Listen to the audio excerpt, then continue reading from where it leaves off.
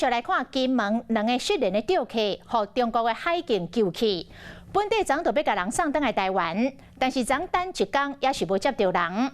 原来是因为其中一个钓客是现役的军人，所以中国无愿意甲人交予代表官方的海巡署，希望会当甲金门县政府、甲民间的救援团体来对接。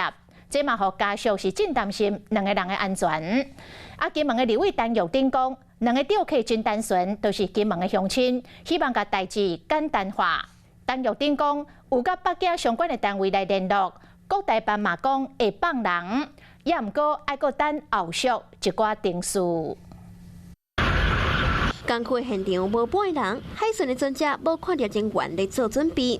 金门两个失踪的钓客去互中国救起来，一直到今仔日，犹原无法度将人接倒转来。大家嘛烦恼，朋友啦，电话嘛拢甲恁斗烦恼啊，平安咱就上好啦。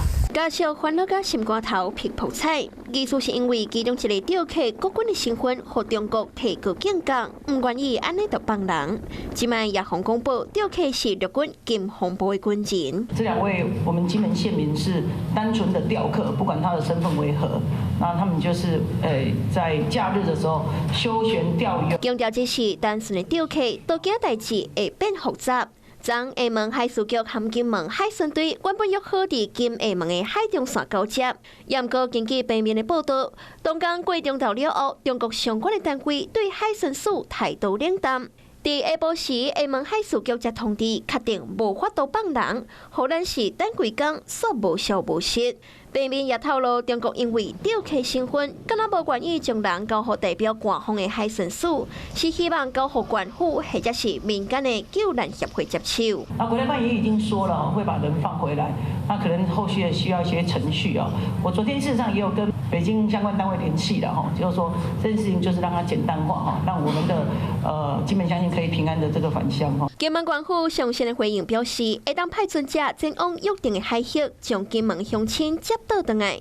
因为相关的事件，卖由红十字会来对接，因为这海巡天出海伫中线做一个见证，进行交接。不过目前红十字会也未接到联络的通知，国防部也无回应讲需要支援，免怎协调将人赶紧带倒转来，嘛互外界真关心。Hello， 我是雷亚，想要抢而先掌握最及时的新闻资讯吗？赶快订阅、按赞、开启小铃铛，锁定华视新闻 YouTube 频道。